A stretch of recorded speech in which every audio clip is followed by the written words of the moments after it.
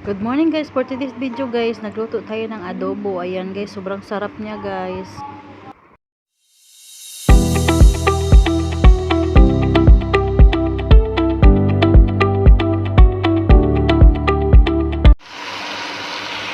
Ang adobo, chicken adobo guys.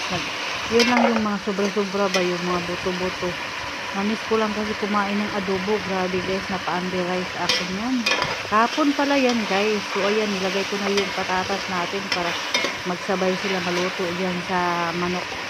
At saka nilagyan ko din ng mga sahog yan guys. Siyempre, nilagyan ko ng bell pepper, black pepper, asin, nor cubes. So ayan, yan po yung mga sahog niya. Kunti na lang guys at malapit na maluto. Ayan, sobrang sarap niya guys. Buti nga nakabili ako ng toyo. Ayan guys, luto na po yung ating adobo. Ayan, sobrang sarap niya guys. Napa-rice ako. Ang sarap. Grabe guys, napa-rice ako. Ayan, sobrang anghang.